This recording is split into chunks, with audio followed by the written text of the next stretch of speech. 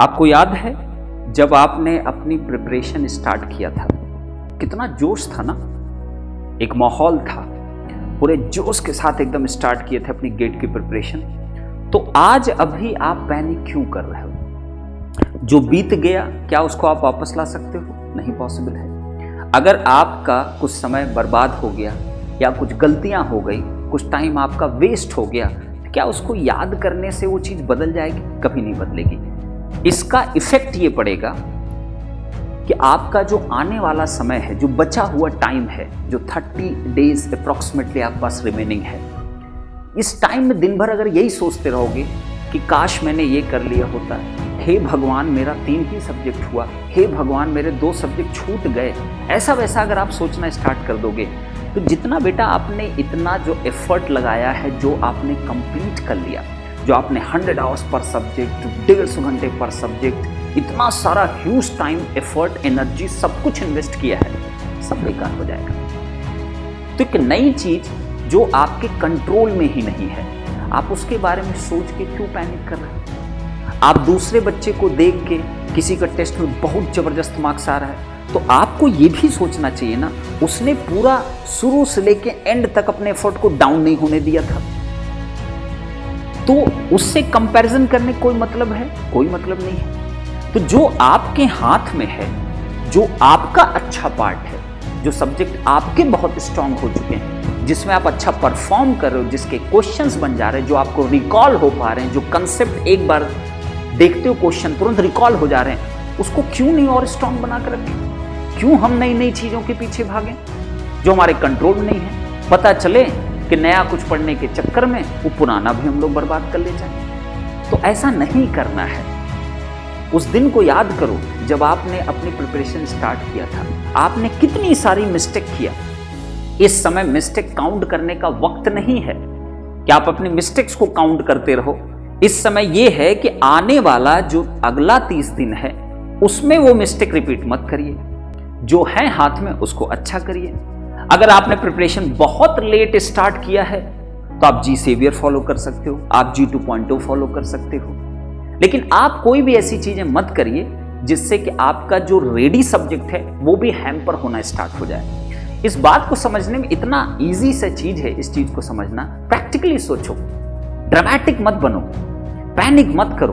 Depression में जाके क्या ही हासिल होने वाला है? तो why to get depression? Time मैंने बर्बाद किया, टाइम मैंने खर्च किया, किसी ने इन्वेस्ट किया, किसी ने उसको बर्बाद किया है, तो रिटर्न भी उसी के अकॉर्डिंग मिलेगा। सही टाइम पर अगर आप इन्वेस्टमेंट करते हो तो आपको रिटर्न उसी के अकॉर्डिंग मिलता है। गलत टाइम में अगर आप इन्वेस्टमेंट करते हो तो आपको रिटर्न उसी के अकॉर्डिंग मिलता है। तो आप जो आप किए हो बेटा, उसी स्टेज पर आज आप हो, तो उस पर सोचो मत ज्यादा।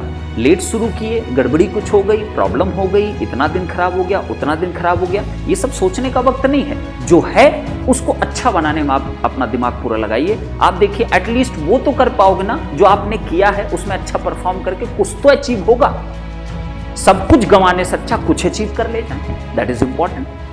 तो इन्हीं सब चीजों को ध्यान में रखते हुए जो गेट 2023-24 का जो बैच हमारा, दैट इज योर गुरुकुल 500, इसको यही तो एक इंपॉर्टेंट पॉइंट होता है कि आप अपने टाइम में, अपने प्रिपरेशन जोन में अपने आप को कैसे कंसिस्टेंट रख पाओगे। पूरा होल ऑफ द ईयर ना, लगातार किसी चीज में कंसिस्टेंसी बनाना सबसे टफ जॉब होता है। आपको डेली वही खाना दिया जाए तो आप बोर हो जाते हो, लेकिन पढ़ाई एक ऐसी चीज है कि डेली आपको पढ़ना पड़ेगा, आपको मेहनत करना पड़ेगा। लेकिन यहां पे सबसे बड़ा रोल किसका आता है? एक टीचर का, कि साल भर आपको कैसे मोटिवेट करे, ऐसा क्या करे आपके लिए कि आप पूरे साल भर कंसिस्टेंट रहो, पूरे साल भर वही डेडिकेशन शो कर पाओ, और आपके अंदर वही मोटिवेशन होना चाहिए जो कि आपका शुरुआती दौर में था।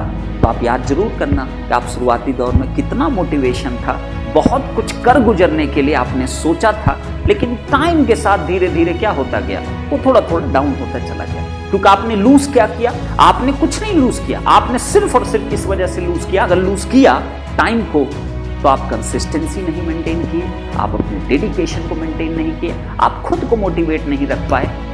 ये मैं समझता हूँ बच्चों के साथ ये प्रॉब्लम होती है, बट इसका सोल्यूशन होना इंपॉर्टेंट है। तो गुरुकुल बैच जो गुरुकुल परंपरा से प्रभावित है, उसी से इंस्पायर्ड है। तो इसमें हम इन्हीं सब चीज़ों पे कुछ स्पेशल अटेंशन इस साल देने वाले हैं। हमने जो 3-4 साल का पूरा जो जेनिक पे जो एक्सपीरियंस लिया, या मेरा खुद का जो 10 इयर्स का एक्सपीरियंस है, मैं उस एक्सपीरियंस को पूरा निचोड़ के गुरुकुल बैच में लाना चाहता हूँ। That's why name is absolutely Gurukul, जो आपको डिसिप्लिन सिखाता है, आपको कंसिस्टेंसी सिखाता है, आपको रेगुलर मोटिवेशन देता है along with your study. Revision करना टाइमली, बल्कि सब्जेक्ट क्यों बन जाते हैं? क्योंकि टाइमली रिवीजन हो ही नहीं पाता है। इस टाइम पे सब कुछ नया क्यों लगने लगता है? उसके रीजंस होते हैं, साल भर वो चीज रिपीट नहीं हो पाती है।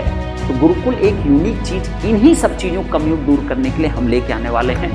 और आपको ज़्यादा इंतजार नहीं करना, सिर्फ 4 जनवरी का इंतजार करिए। जितने बच्चे 2023-24 की प्रिपरेशन कर रहे हैं और जितने 22 की प्रिपरेशन कर रहे हैं, आप सब कोई उस दिन को याद करके ये मत सोचिए, डिमोटिवेट मत होइए, ना ही ये सोचिए कि मैंने मिस्टेक्स क्या क्या किया। उससे कोई फायदा अब नहीं मिलने वाला है। बेटर है जो आने वाला 30 दिन है उसको आप और अच्छे से यूटिलाइज करें। तो मुलाकात करते रहेंगे, आप टेंशन बिल्कुल मत लीजिए।